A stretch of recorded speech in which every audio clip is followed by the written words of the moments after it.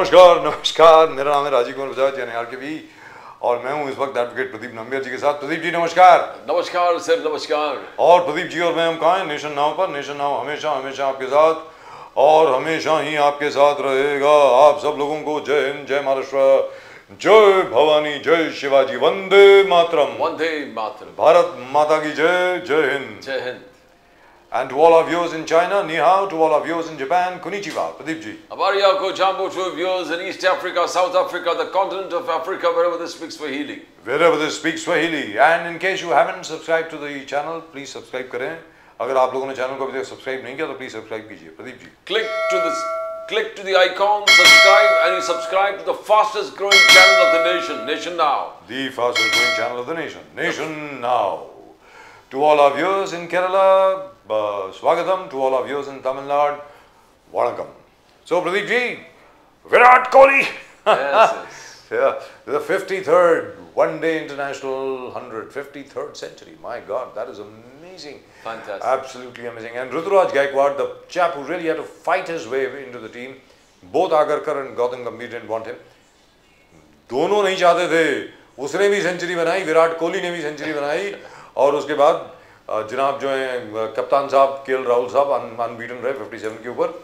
India giving a total of about India scored 358, giving a target of 359 to South Africa. South Africa at the moment 91 for 1. Temba Bavuma is back, but he's not the captain. I think the captain is Aiden Markram. But whatever it is, great performance. Yeah, you have to gel the second line with the top quality of the first line, which is nearly going to go. I mean, once it is ready, Gaikwad will really boost standing there with Virat Kohli on the other end and looking at him play all the majestic shots. It boosts his confidence and it improves or increases or uplifts his level of the game. और प्रदीप जी सबसे बड़ी बात क्या है कि ऋतुराज गायकवाड़ ने जैसी century बनाई, विराट कोहली उनके पास भागते हुए गए और उनके सर पे हाथ रखा। That's it. That's what people want. As Ruturaj Gaikwad said later, to play with a legend like like Virat Kohli is a dream come true. Oh, this was absolutely wonderful. No wonder Gautam Gambhir looks so गंभीर।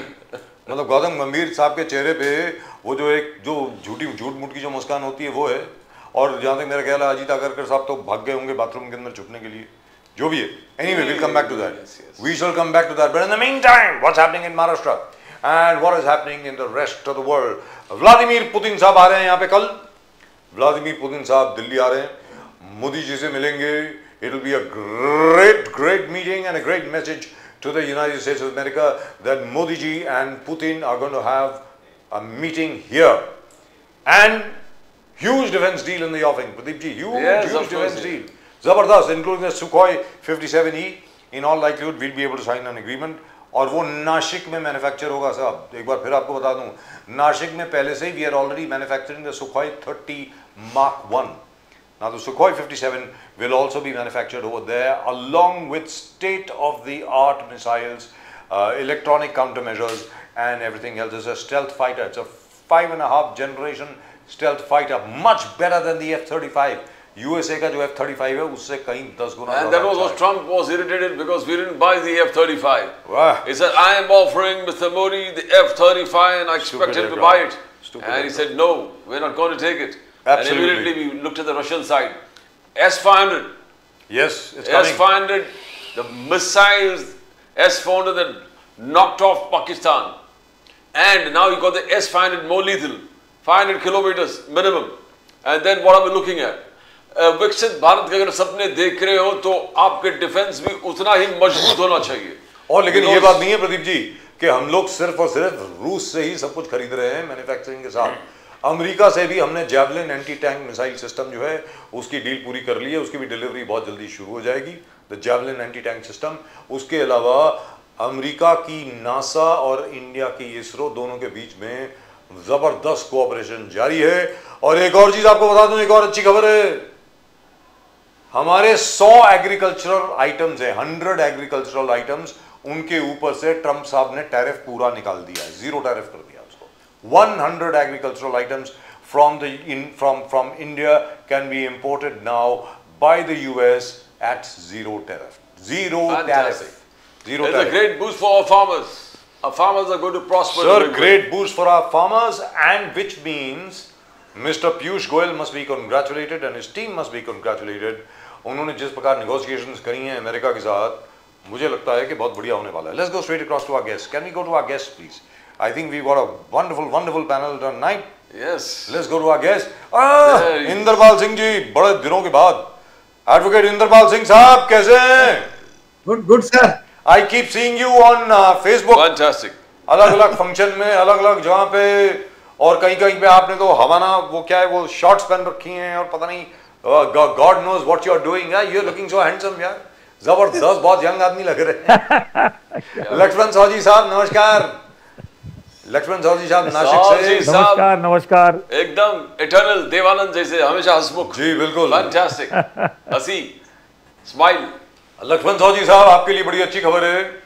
Putin साहब कल आ रहे हैं और sign हो जाएगी deal Sukhoi 57E के लिए, जिसकी मैन्युफैक्चरिंग जो है वो हिंदुस्तान में होने वाली है, आप ही के नासिक में, जहां पर वो मार्क 30 की फैक्ट्री है ना, वहीं पर. तो हिंदुस्तान एरोनॉटिक्स. हाँ जी, HAL में बहुत जबरदस्त, वंडरफुल. और अभी वो जो फ्रेंच सैफरान इंजन है उसकी डील साइन हुई है. That Safran engine is going to be there for all the helicopters and for so many other aircraft, including I think finally the Tejas will go in for the Safran engine. But in the meantime, क्योंकि advocate Indrapal Singh जी Ajit Dada Pawar NCP से बड़े दिनों के बाद आए, तो let me go across to him first. Indrapal Singh ji, sir ये क्या हो रहा है सर? वो जमीन का मसला है, कभी किसी और चीज का मसला है, कुछ और हो रहा है. सर मुझे तो ऐसा लगता है कि ये सारा शरद पवार साहब की इंस्ट्रक्शन पे हो रहा है. मुझको तो ऐसा लगता है अजीत दादा पवार जो भी कर रहे हैं शरद पवार जी के कहने पे कर रहे हैं. मुझको तो ऐसा लग रहा है. इंद्रपाल सिंह जी अब आप बताएं, प्लीज खुलासा करें इसका. नहीं, ऐसा कोई नहीं है कि शरद पवार साहब के बोलने पे दादा कुछ कर रहे हैं, ऐसा कहीं भी नहीं है. दादा की अपनी आज एक अपनी इंडिविजुअल आइडेंटिटी है. वो पार्टी के राष्ट्रीय अध्यक्ष हैं, महाराष्ट्र के उप मुख्यमंत्री हैं, फाइनेंस मिनिस्टर हैं, उनके अपने निर्णय हैं, उनके अपनी पॉलिसीज़ हैं, उनके अपने डिसीजंस हैं. और जो भी कुछ दादा कर रहे हैं, मैं समझता हूँ कि महाराष्ट्र में वो फाइनेंस मिनिस्टर होने के कारण जिस तरीके से वो फाइनेंस अवेलेबल हर जहाँ भी ज़रूरत है, जिस जगह पे ज़रूरत है, वहाँ जिस तरीके से डिस्ट्रीब्यूशन एलोकेशन कर रहे हैं, तो महाराष्ट्र का जो डेवलपमेंट आप देख रहे हैं, जहाँ भी जो भी ब्रिजेस बन रहे हैं, जो भी ये अपने फ्लाईओवर्स बन रहे हैं, रोड्स बन रहे हैं, या जो भी जितना भी एक अभी देखेंगे जितना भी डेवलपमेंट हो रहा है, उसमें हम अजीत दादा पवार का एक बहुत बड़ा सिंघाचा वाटा बोलते हैं मराठी में, ऐसा एक है. तो इसमें मैं नहीं समझता हूँ कि उन्हें किसी का अभी गाइडेंस लेने की इतनी आवश्यकता है. वो काफी मैच्योर्ड लीडर हो गए हैं. एडवोकेट इंद्रपाल जी, अंजलि दमानिया वॉन्स अजीत पवार रेसिग्नेशन. बोले रेसिग्नेशन देना पड़ेगा. पार्थ पवार 300 करोड़ घर से निकलता है और अजीत पवार जी कह रहा मुझे मालूम ही नहीं है इस जमीन घोटाले के बारे में. बाकी सब अरेस्ट होते हैं सिवाय पार्थ पवार 90% स्टेक. तो किस प्रकार ये क्लियर कट. अमित शाह से मिलने भी गए थे, अमित शाह जी से मिलने गए थे अंजलि दमानिया. एक कैंपेन चल रहा अजीत पवार जी के खिलाफ करप्शन का, किस प्रकार से देखते हो इंद्रपाल सिंह जी? हाँ जी, ये सबसे बड़ी बात है कि डेमोक्रेसी है. डेमोक्रेसी में हर किसी को अपना मांगने का अधिकार है कि आप रिजाइन करो. ये अपोजिशन या जो एक्टिविस्ट होते हैं वो बोलते हैं और उनका काम है बोलना, और वो अगर बोलते हैं तो मैं समझता हूँ कि जितना स्ट्रांग अपोजिशन रहता है, जितना नागरिक सचेत रहता है और NGO के लोग जितने सचेत रहते हैं, उतनी गवर्नमेंट अच्छी चलती है. क्योंकि आपको कोई ऑब्जर्व करने वाला है, विजिलेंस करने वाला है. तो मैं अंजलि दमानिया को क्रिटिसाइज नहीं कर रहा. अंजलि दमानिया तो जब भी आती है तो वो सभी का रेजिग्नेशन मांगती है, इसमें कोई तो दो राय नहीं है. और बाद में सब कुछ जो होता है वो कोर्ट में होता है, और कोर्ट में कभी भुजबल साहब को भी डिस्चार्ज मिला, एक्विटल मिला, और इसके बाद में अभी आप अगर जैसे बात कर रहे हैं पुणे लैंड में, अभी आपने कहा प्रदीप जी, तो पुणे लैंड में एजेंसी अपना काम कर रही है और उन्होंने FIR लिया हुआ है. FIR लेने के बाद में अगर किसको लगता है कि ये FIR इनकरेक्ट है, फॉल्स है, या इसमें कुछ अल्टरेशन अमेंडमेंट होना चाहिए, तो वो हाई कोर्ट जा सकता है. क्योंकि आपको सबसे बड़ी बात है इस कंट्री की जुडिशरी के ऊपर विश्वास होना चाहिए। तो कंट्री की जुडिशरी पे विश्वास है तो अंजलि दमानिया ने लॉ की अच्छा नॉलेज है उनको, तो उनको हाई कोर्ट में रिट पिटिशन फाइल करना चाहिए to make him necessary party. और But sir, I would like to ask you this. लेकिन आई don't think she has mood any, she has adopted any legal recourse. No, not so far. And she is Not so just far. telling always that he should resign, he should resign. वो एक मैं समझता हूँ कि कहीं तो भी इनको बोला जाता है कि आपको इनके खिलाफ ऐसे बोलना है, इनके खिलाफ कौन बोलता है सर इनको? कहीं से तो भी सर कौन बोलता है सर? और ये प्रॉम्प्टिंग का नतीजा है कि वो साहब हंस रहे हैं। नहीं, कौन बोलता है सर इनको ये बोलने के लिए कि अजीत दादा पवार को बोलो रिजाइन करे? कौन बोलता है? जो जिनके संबंध अंजलि दमानिया से अच्छे होंगे, किनके सर, किनके जरा नाम तो ले लीजिए। बताते होंगे, नाम नहीं लेंगे सर। मुझे तो ये कहना है कि अंजलि दमानिया को ये सब बोलने से अच्छा है कि लीगल रिकॉर्ड लेना चाहिए जी। लेकिन सर आपसे एक सवाल पूछना चाहता हूं मैं, मालेगांव में अजीत दादा पवार ने कहा भाई देखो वोट तुम्हारे पास है, पैसा मेरे पास है, याद अभी रखना। ये देखिए इसमें सबसे बड़ी बात ये है कि इंटरप्रिटेशन बड़ा रॉन्ग हो रहा है। इसमें सबसे बड़ी बात ये है, वो फाइनेंस मिनिस्टर हैं तो उन्होंने कहा कि मैं विकास के लिए पैसा दूंगा। उन्होंने किसी को उन्होंने ये कहा वोट दोगे तो विकास का पैसा दूंगा, वरना देख लो क्या है। चुन के दोगे, चुन के देंगे तो बिल्कुल वो उसका जो भी क्षेत्र है उसका वो विकास करेंगे और उसके लिए ज्यादा पैसा देंगे। बीइंग अ फाइनेंस मिनिस्टर उनको डिस्क्रिशनरी पावर है कि he can allocate the more fund to that particular constituency which has voted for him, party ने which has voted for him.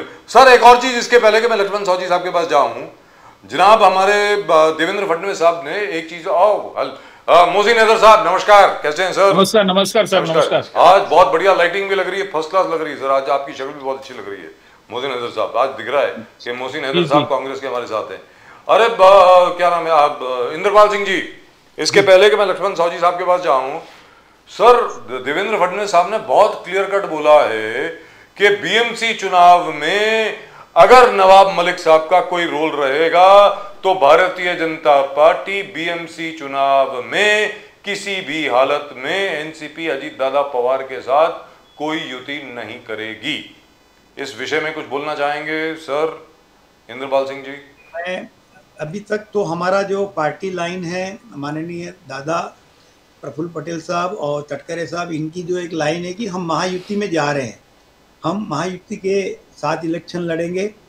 और हमारी जो अभी सभी जिला अध्यक्ष लोगों की मीटिंग भी हुई है और प्रोमिनेंट लीडर्स की जो मीटिंग हुई है, उस मीटिंग में भी ये डिसाइड हुआ है कि हमें महायुति के साथ लड़ना है और महायुति के साथ ही इलेक्शन लड़ना है। हम महायुति से कहीं बाहर नहीं लड़ रहे हैं। तो इंद्रपाल सिंह जी, लेकिन उनके खिलाफ तो चार्जशीट फाइल हो गई है कोर्ट में, केस भी आने वाला है।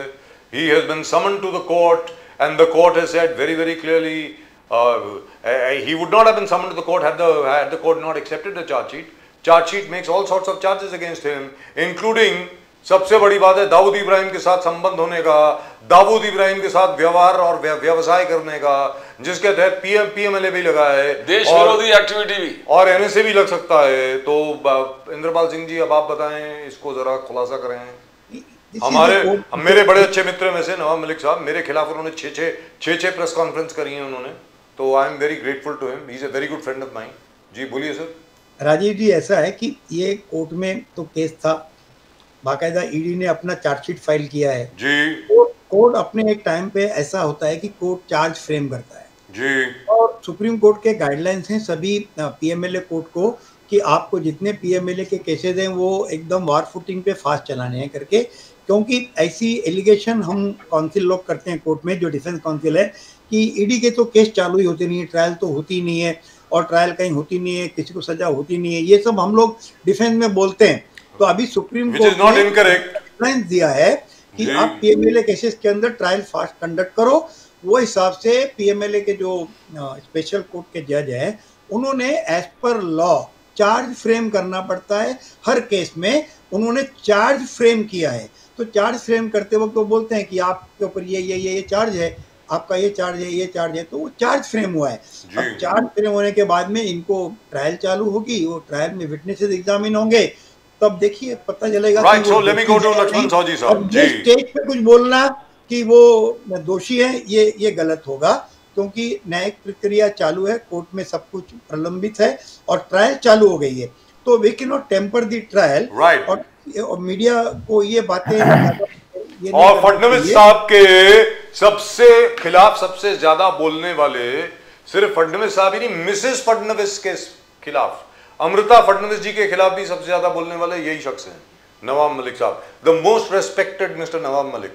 He is the one who made all sorts of personal allegations against both Mr. Devendra Fadnavis and Mrs. Amrita Fadnavis. चलिए, I will not embarrass you any further with regard to Mr. Nawab Malik. Let's not talk about him. Let me go straight across to Lakshman Saoji साहब। लक्ष्मण साहजी साहब, तो Vladimir Putin साहब कल आ रहे हैं sir, जबरदस्त। और जैसा कि अपनी ओपनिंग स्टेटमेंट में मैंने कहा था कि 100 एग्रीकल्चरल आइटम, 100 एग्रीकल्चरल आइटम है हिंदुस्तान से, जिस पर अमेरिका ने अब कल की खबर है 0 टैरिफ कर दिया है, नो ड्यूटी। आइए, मतलब पीयूष गोयल साहब ने बड़ा अच्छा काम किया है। दूसरा, इंफॉर्मेशन टेक्नोलॉजी और सर्विसेज पे कोई टैरिफ नहीं है, वगैरह वगैरह वगैरह। और उसके अलावा इंडिया के साथ डिफेंस कोऑपरेशन बहुत जबरदस्त चल रही है। न्यूक्लियर जो कोऑपरेशन है यूएसए के साथ, वो भी बहुत अच्छी चल रही है। तो बहुत बढ़िया चल रहा है मतलब। और तीसरी खबर जो बहुत अच्छी आई है, वो तो आप जानते ही हैं, सेकेंड क्वार्टर में इंडिया का जीडीपी 8.2% से बढ़ा है, 8.2% से, और जिसमें एक्सपोर्ट्स जो हैं sir, exports of both services and goods for the second quarter is $209.9 billion.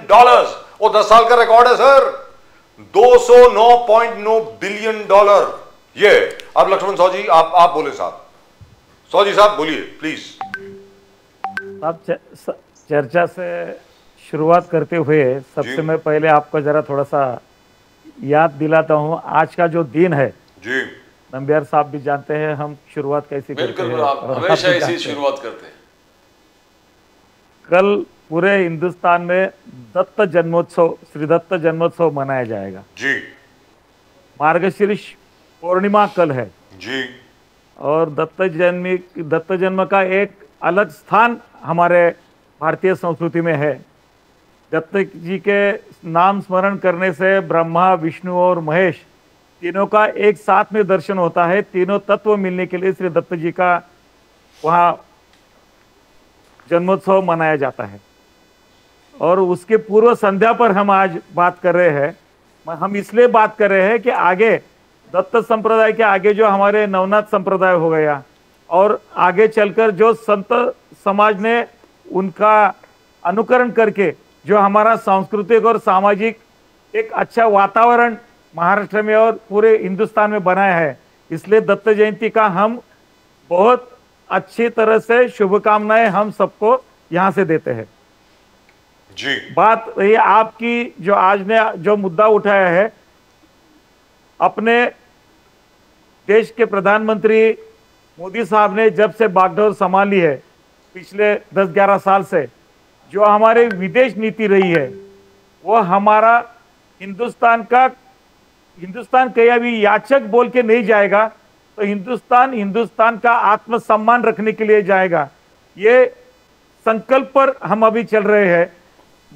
अनेक सारी बातों में हमने देखा है पिछले 10 साल में विदेश के साथ हमारे संबंध कैसे रहे हैं। जब विदेश के दो देशों में जो युद्ध होता है, वार होता है, तो दोनों में आपस में मध्यस्थी करने के लिए हमको बुलाया जाता है, हमारा वहां सुना जाता है, और वहां हमारे विदेश में जो नागरिक अटके हुए होते हैं युद्ध के समय, तो उस वक्त उनको बाहर निकलने के लिए वहां युद्ध विराम भी हमारे कहने से होता है। ये हमारी हिंदुस्तान की 140 करोड़ लोगों की ये हिंदुस्तान के बाहर छवि बनाई गई है, इसको समझना पड़ेगा। और हर एक बात में, जैसे हम युद्ध सामग्री में पहले हम कोई भी सामग्री पहले इंपोर्ट करते थे, तो हम कम से कम 70 देशों में अभी हम युद्ध सामग्री निर्यात करने जा रहे हैं।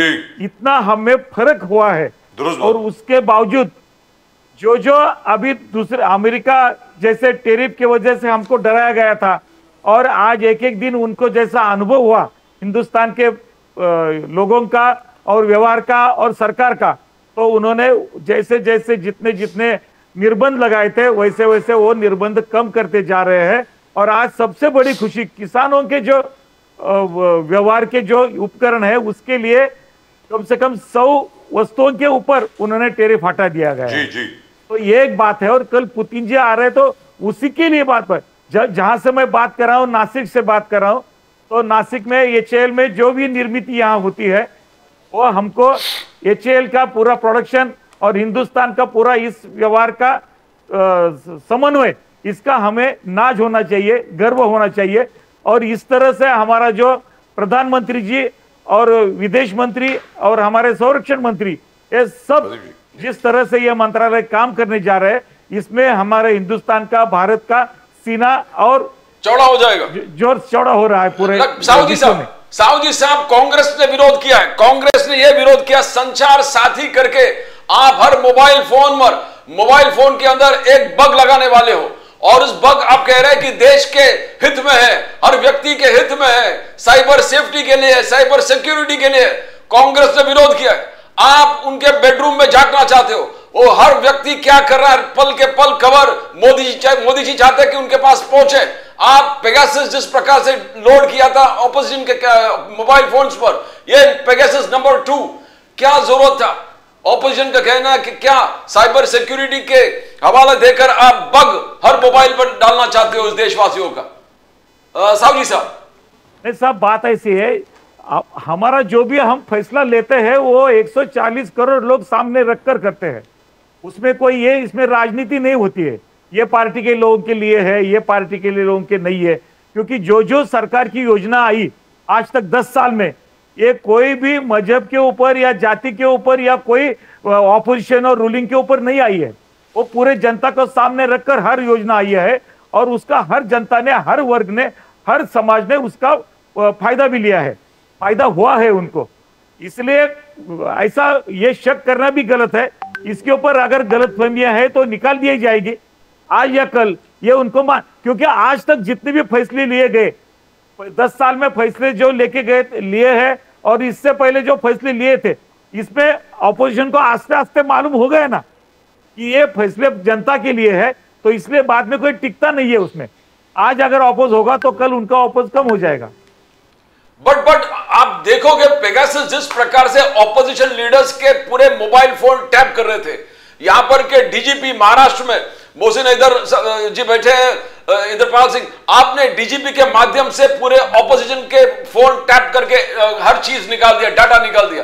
अब तो सबसे आसान तरीका, सब इंस्टॉल होके आएगा, नए मोबाइल में पूरा इंस्टॉल होके पकाएगा, कोई डीजीपी कोई मिडलमैन नहीं है, डायरेक्ट मोदी साहब के कंट्रोल रूम में सब पहुंच जाएगा।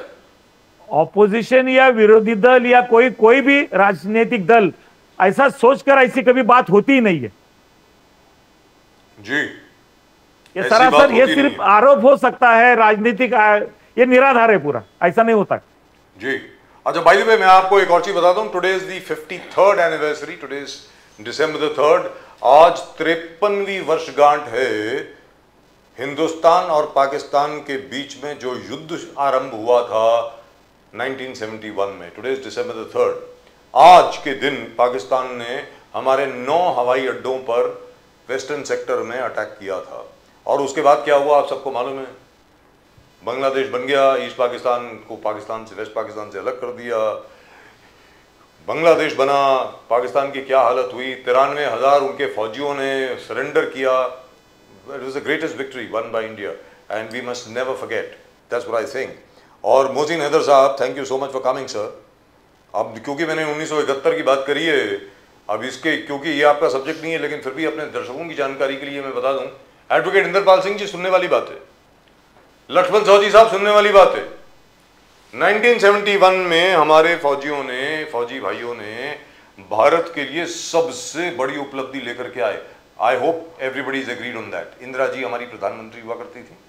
93,000 Pakistani prisoners of war, we fed them for almost a year. यहां पर रखा उनको हमने।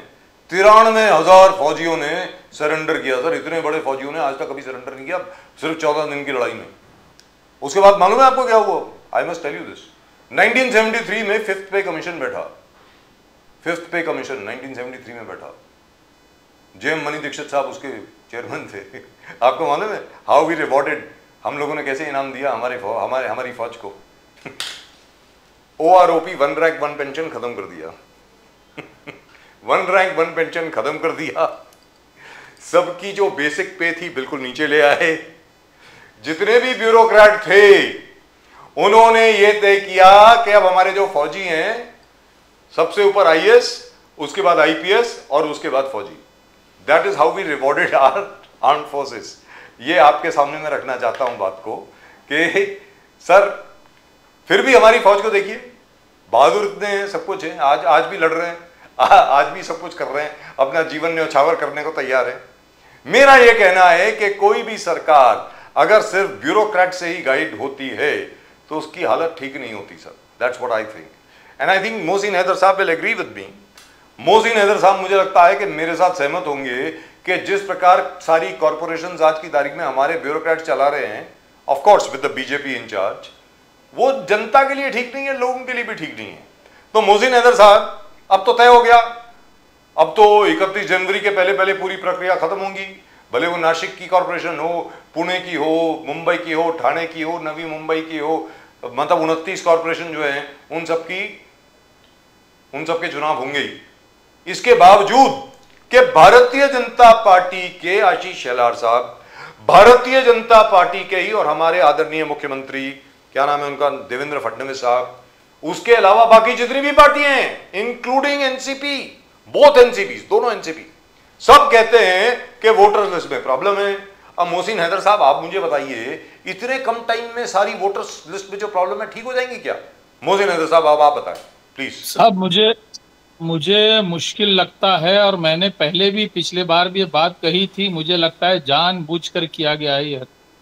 किसी ना किसी तरह इलेक्शन को और आगे ले जाना चाहते हैं। मुंबई महानगर पालिका की बात बता रहा हूं मैं, दूसरे कॉर्पोरेशन की बात नहीं कर रहा हूं, क्योंकि किसी न किसी तरह म्युनिसिपल कॉर्पोरेशन के इलेक्शन को फिर से आगे, फिर कोर्ट में, अदालत में जाकर ज्यादा से फटकारी लगाएगी ना अदालत, और क्या करेगी। तो ऐसा एक तरह सा बेस बनाया जा रहा है। क्योंकि आज सुबह से भी हम देख रहे हैं कि अफसरों को पहले 3 दिन का वक्त दिया मुंबई म्युनिसिपल कॉर्पोरेशन के, 3 दिन में अफसर करेंगे क्या? इसके लिए कोई स्पेशलाइज्ड ऑफिसर तो होते नहीं है म्युनिसिपल कॉर्पोरेशन के, यहाँ से वहां से उनको उठा लिया, उनको समझने के लिए कम से कम 1 महीना लग जाएगा क्या है। ऐसे लाके बोले 3 दिन में आपको ये करना है, जहाँ 2 डबल वोटर्स है, वो खुद ही असमझ में क्या करना है इसके लिए। तो कॉर्पोरेशन के पास अपना पावर तो है नहीं कि वोटर लिस्ट में किसी का नाम निकाल दे जी। तो एक फॉर्म लेकर आए थे आज, बोला गया कि इसमें आप दस्तखत कीजिए, जिसका डबल वोटर है आप दस्तखत कीजिए, मैं दूसरा वोट नहीं करूंगा, एक अंडरटेकिंग दीजिए। अब वो चंद लोगों में एक भ्रम फैल गया, फिर वापस चले गए, फिर बोले नहीं वापस आइए, फिर देखते क्या करते हैं। तो इस तरह अभी तक तो भ्रम फैला हुआ है, अभी तक क्लियर कट कोई पिक्चर नहीं है। ये अलग अलग डिपार्टमेंट के लोग हैं, स्पेशल डिपार्टमेंट होती नहीं है इलेक्शन का। तो मुझे लगता नहीं कि ये वक्त पर इलेक्शन हो पाएगा। और मैं फिर से कह रहा हूँ, ये बिल्कुल समझ लीजिए मोर देन 10-11% अगर इस तरह का जो मामला है, तो ये मैं फिर से कहता हूं आपको, ये कहीं ना कहीं जानबूझकर जो है किसी न किसी तरह एक बेस बनाया जा रहा है कि इलेक्शन और आगे बढ़ाया जाए। But sir supreme court is very adamant, supreme court तो बहुत फर्म है सर, उन्होंने तो मना कर दिया बिल्कुल। और वो तो चीफ जस्टिस की बेंच, जस्ट सूर्यकांत जी थे उसमें, तो उन्होंने कह दिया कि नहीं होगा भाई, we will not extend it beyond January 31। उन्होंने कहा है कि आप जैसे भी करिए इसको खत्म कीजिए। And I think that is being a bit unfair, very frankly speaking. Voters list को आप अपडेट कर लीजिए, जैसे राज ठाकरे साहब ने कहा, उद्धव ठाकरे जी ने भी कहा, अपने मुख्यमंत्री जी ने भी कहा, आशीष शेलार साहब ने भी कहा कि भाई अरे यार वोटर्स लिस्ट को ठीक करिए ना, प्रॉब्लम क्या है। सर अभी तक तो सबसे ज्यादा वोटर्स लिस्ट को लेकर के कांग्रेस अग्रसर थी, आप कह रहे हैं कि अभी ये जान करके किया जा रहा है कि इसको आगे पोस्टपोन किया जाए, ये जरा बात समझ में नहीं आई। मोहसिन हैदर साहब जरा बताएं प्लीज।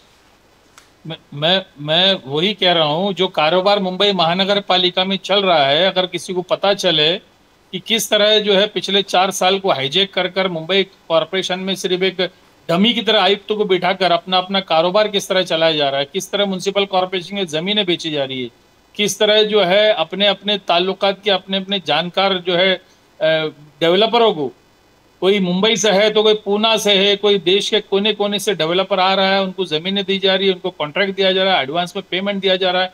ये तमाम चीजें मुझे लगता नहीं कि म्युनिसिपल कॉर्पोरेशन इख्तियार में आने के बाद ये तमाम चीजें चलेगा, क्योंकि इसमें बहस होगी, इसमें कई कमेटी होती है, इसमें जो है अलग अलग कमिटी होती है, अलग अलग बहस होती है, तमाम चीजें होती है, ये कोई भी चीज अब हो नहीं रहा है। म्युनिसिपल कॉर्पोरेशन आयुक्त तो जरूर बैठे हैं, सेक्शन 5 में अमेंडमेंट करके आयुक्त तो जरूर बैठा है पीएमसी एक्ट में, लेकिन पूरी तरह से कारोबार आप मुझसे स्टेट गवर्नमेंट की तरफ से, सीएमओ ऑफिस की तरफ से चल रहा है। तो ये एक तरह से जो है कारोबार चल रहा है। ये कॉर्पोरेशन आते कारोबार उनको लगता है कि रुक जाएगा। मोहसिन अगर साहब, देवेंद्र फडणवीस जी का कहना है कि 75% local bodies BJP and alliance इसमें टोटल डोमिनेट करने वाले, रिजल्ट्स टोटल 75% महायुति के फेवर में आने वाले। आप डगमगा गए, आप डर गए, बहाने बनाना शुरू कर दिया। वर्षा गायकवाड़ जी बोलते 11 लाख जो है एक्सेस वोटर, उनका लिस्ट डिस्ट्रीब्यूट करो, पब्लिश करो। ये टाइम आप मांग रहे हो, बहाने बना रहे हो, हार का संकेत आपको आ गया है। हार का संकेत को छुपाने के लिए और भी बहाना बना। तो हम फडणवीस का ऐलान करना किस प्रकार से देखते हो आप? 75% elections in favour of Mahayuti. देखिए, महाराष्ट्र के भीतर का तो मैं नहीं जानता हूं, लेकिन मुंबई कॉर्पोरेशन में इस तरह का कोई माहौल नहीं है। मुंबई शहर में जमीनी स्तर पर कोई मुद्दा भाजपा के पास नहीं है। तो आप देखोगे कुछ दिनों से सिर्फ पाकिस्तान, हिंदुस्तान, मुस्लिम, ईसाई और ये तमाम चीजें इसी में लगे हुए। अगर मुद्दा होता तो पिछले 17 साल तक शिवसेना के साथ गठबंधन में थे। 17 साल शिवसेना के साथ गठबंधन में होते हुए प्रदीप नंबियार जी, आप जी भी जानते हो, आरके भी आप साहब आप भी जानते हो, एक मुद्दे पर कहीं मुझे बताए 17 साल में इन्होंने शिवसेना के खिलाफ खड़ा हुआ हो। कहीं पर हमने वॉकआउट किए, कहीं बाइकआउट किए, कई कॉरपोरेशन के मुद्दों पर हमने जब अपनी राय रखा तो एक कोई मुद्दा किसी नेता, क्योंकि मुंबई कॉरपोरेशन है, यहाँ पर बड़े बड़े नेता जो है आज खासदार बने हैं, कोई आमदार है, ये सब कॉरपोरेशन में कॉर्पोरेटर हुआ करते थे। गोपाल शेट्टी जैसे भी जो है वो खासदार बने, फिर कई बार आमदार बने, वो भी नगर सेवक थे।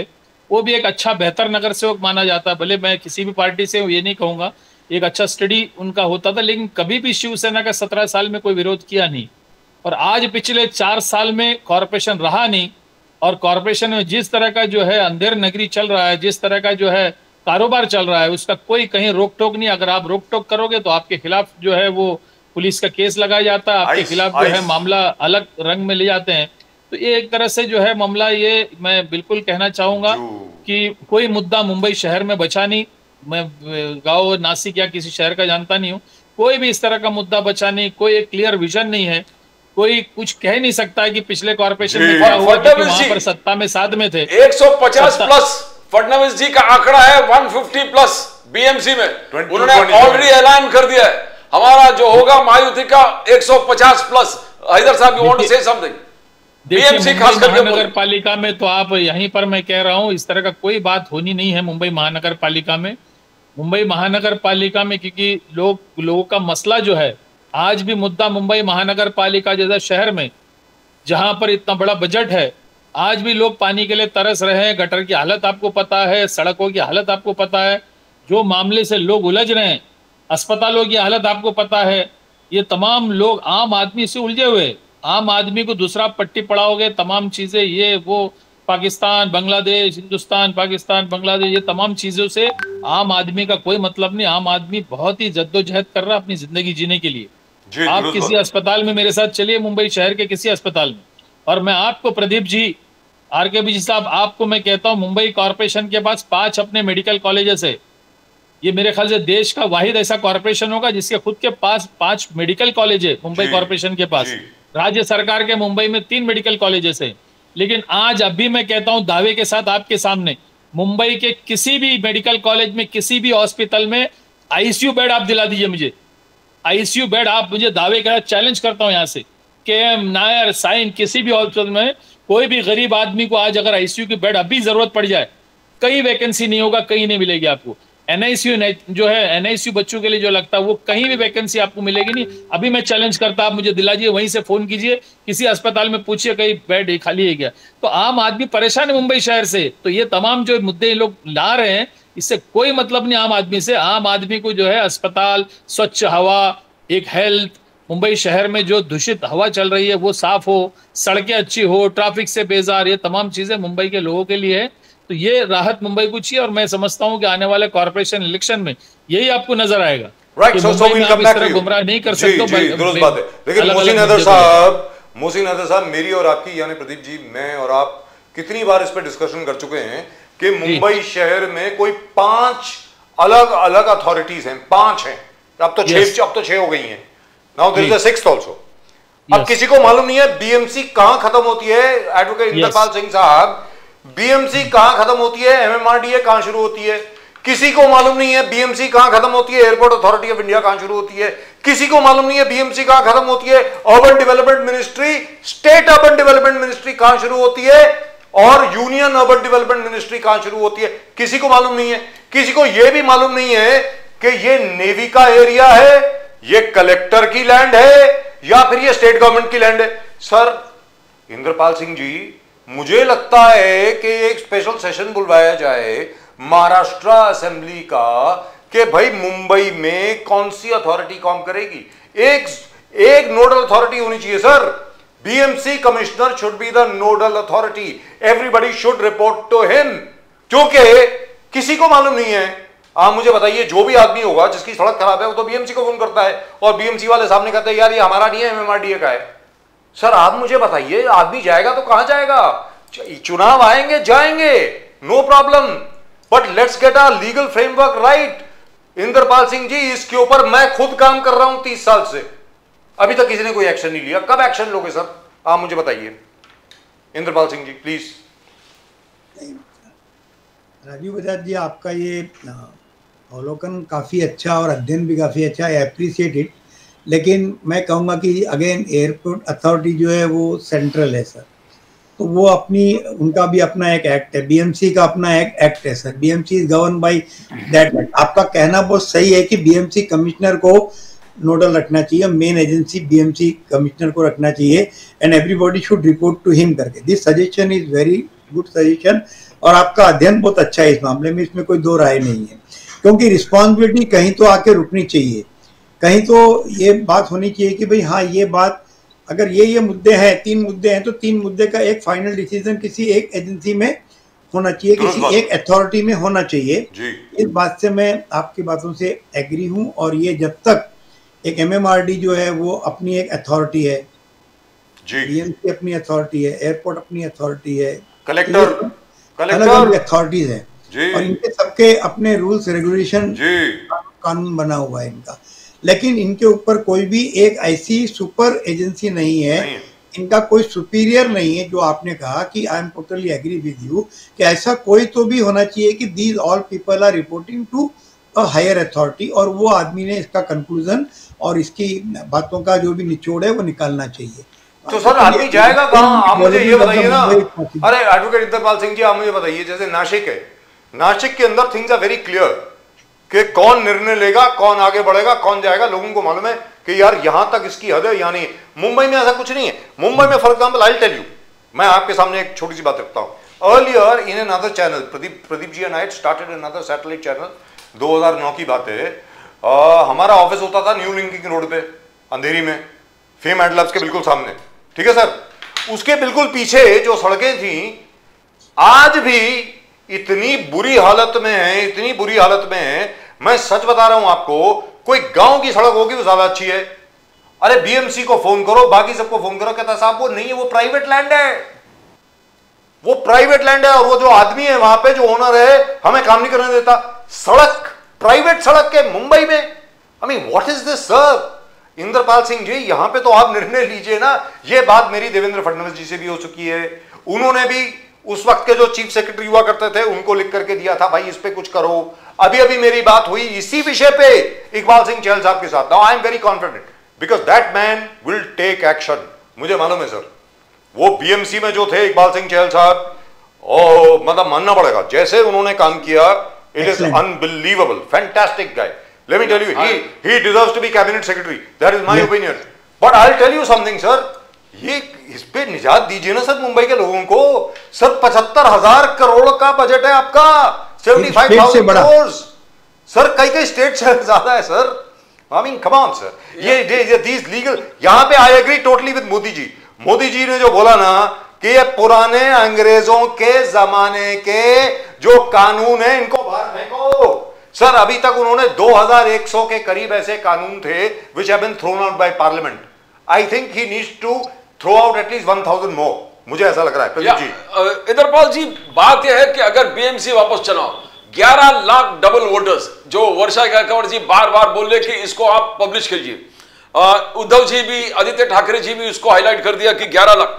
पनवेल में एक फादर का 268 बच्चे वोटर लिस्ट के अंदर, 268 बच्चे, 268 बच्चे एक बाप के।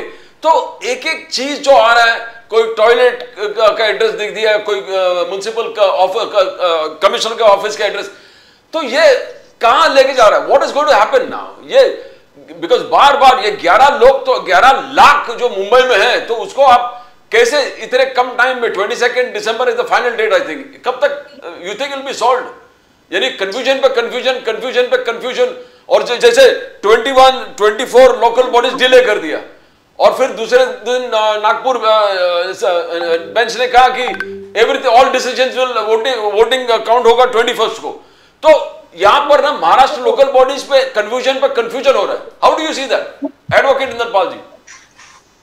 प्रदीप जी, अभी इसका जवाब तो इन्होंने कांग्रेस के प्रवक्ता मोहसिन अजहर जी ने दिया बराबर से कि वक्त बहुत कम है, और इतने कम वक्त के अंदर ये जो करेक्शन इन ये जो लिस्ट है, वोटर लिस्ट है, आपको भी पता है, आप भी काफ़ी अध्ययन किए हुए हैं कि ये बहुत मुश्किल है कि किसी भी कीमत के ऊपर कुछ भी कर लें आप। ये इलेक्शन जो आने वाला है, इसके पहले इसमें कोई करेक्शन की पॉसिबिलिटी प्रैक्टिकली नहीं है। तो ये हर पार्टी मुद्दा उठा रही है, पहले इन्होंने उठाया, राज ठाकरे जी ने भी उठाया, आज हम भी उठा रहे हैं, फडणवीस जी भी उठा रहे हैं।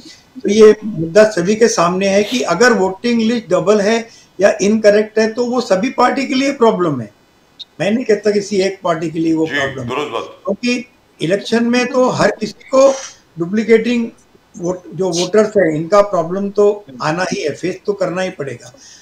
और वोटर को, जो वोटर है उसका कैंडिडेट के ऊपर तो असर पड़ना ही है।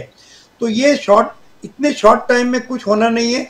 लेकिन ये इलेक्शन तो ऑनरेबल सुप्रीम कोर्ट ने क्लियर कट कहा है कि इसको अभी आप पोस्टपोन नहीं कर सकते।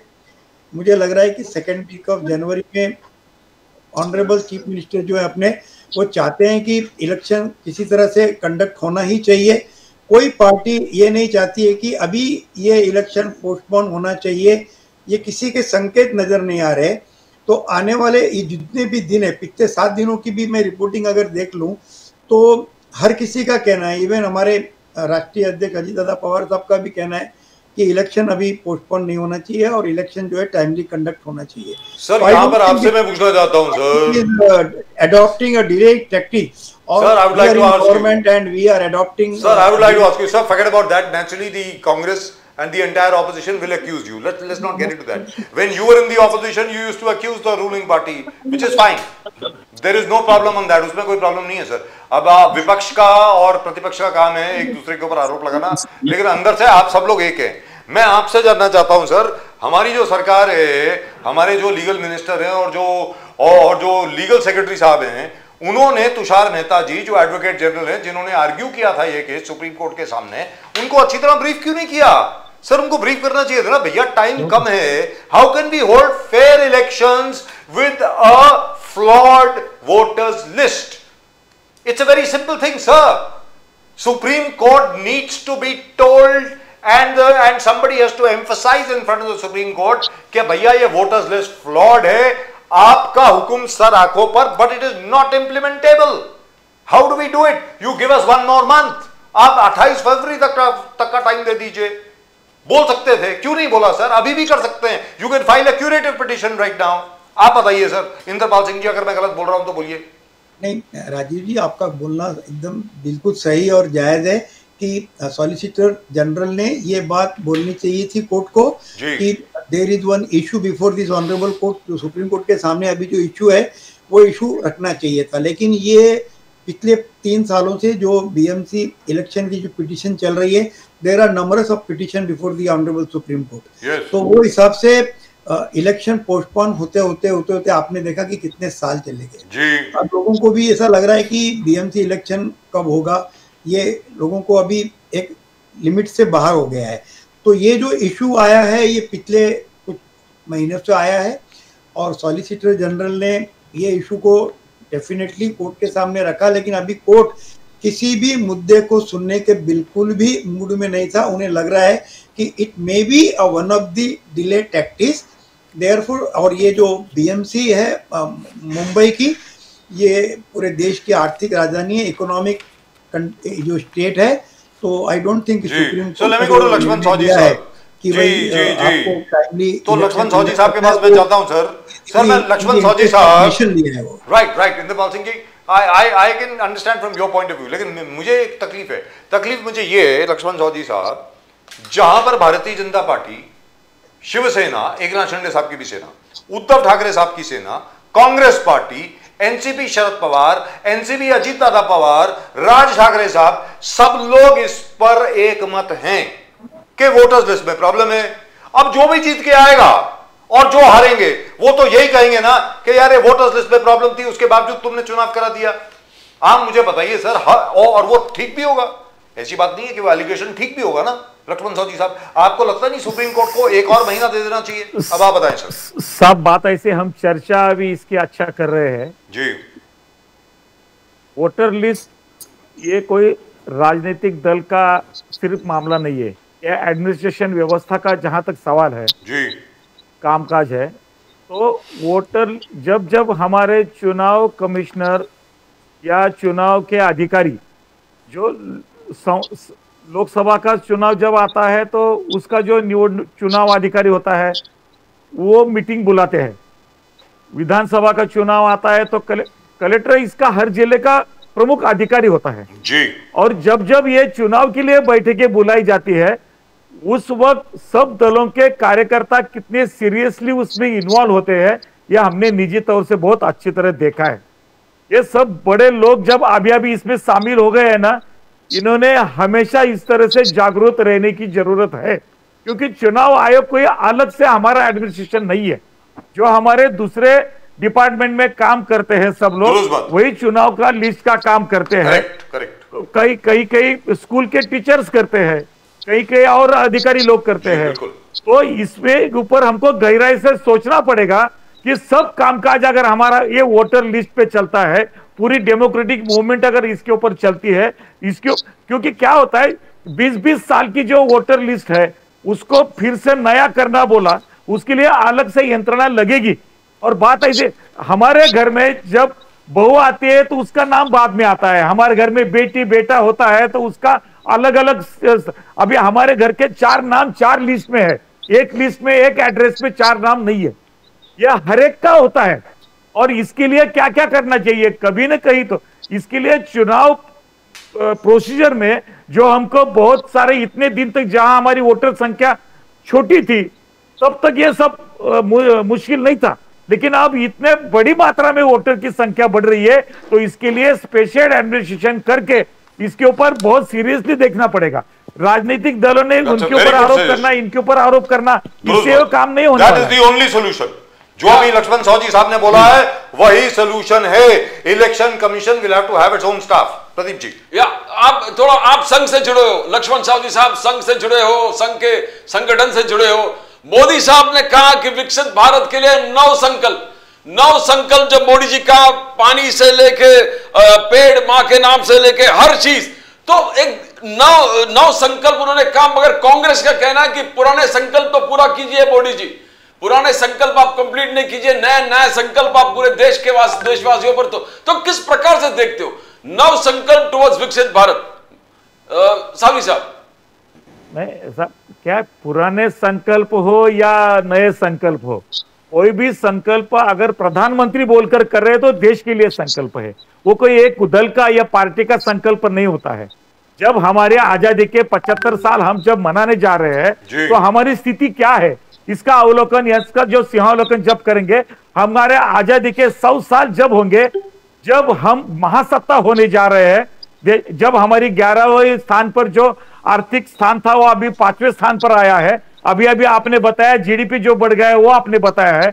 अभी अमेरिका किस तरह से टेरिफ हमारा कम कर रहा है, जिस तरह से पुतिन आके हमारे साथ व्यवहार कर रहे हैं, ये पूरा देखने के बाद हमारे आने वाली जो यंग जनरेशन है, आने वाले 25 साल में हम आजादी के 100 साल मनाने के लिए उसका हर एक का जो परिणाम है, हर कुटुंब के ऊपर, हर व्यक्ति के ऊपर, हर समाज के ऊपर, हर क्षेत्र के ऊपर कैसा पॉजिटिव होना चाहिए। इसके लिए देश के प्रधानमंत्री अगर कोई जनता के लिए संकल्प लेने का सुझाव देते हैं तो उसमें कोई ऑपोजिशन ने ऐसा बोलने का पहले संकल्प पूरे करो फिर नया संकल्प करो, ये राजनीतिक मामला क्यों होता है? हमको देश की पड़ी है, ये हमको देखना चाहिए ना सबको जी। दुरुस्त बात है। लेट्स गो से नजर से देखने का ये तो करना चाहिए जी। एक चीज आपको कोई भी बात होने दो, मोदी जैसे प्रधानमंत्री हमको देश को मिले हैं, ये हमारा सौभाग्य है, ये मानना पड़ेगा। राजनीतिक दल चाहे कितनी भी आरोप करे, जनता के सामने उनकी छवि क्या है, देश के बाहर उनकी प्रतिमा क्या है, आज देश की प्रतिमा देश के बाहर क्या है, उसके लिए अनदेखा नहीं कर सकते हैं। आप नासिक से हो। जब ऑपोजिशन कांग्रेस जब आरोप करती है तो उन्होंने खुद के खेमे में जरा अंदर जाकर आत्म परीक्षण करना चाहिए कि उनके सब नेता उनका दल छोड़कर दूसरे रूलिंग दल में क्यों जा रहे हैं। अभी हमारे माननीय प्रवक्ता कांग्रेस के जो बोल रहे थे, मुंबई के हालात पर बोल रहे थे, मुंबई के पिछले 10 साल में कितने कांग्रेस के नेता भाजपा में या सेना में गए हैं, इसका सिंहावलोकन करें। ये क्यों छोड़ के जा रहे हैं और ये इधर क्यों आ रहे हैं? अगर हम सेना के साथ 17 साल थे तो आपने सेना के साथ में लेकर उनको मुख्यमंत्री क्यों बनाया?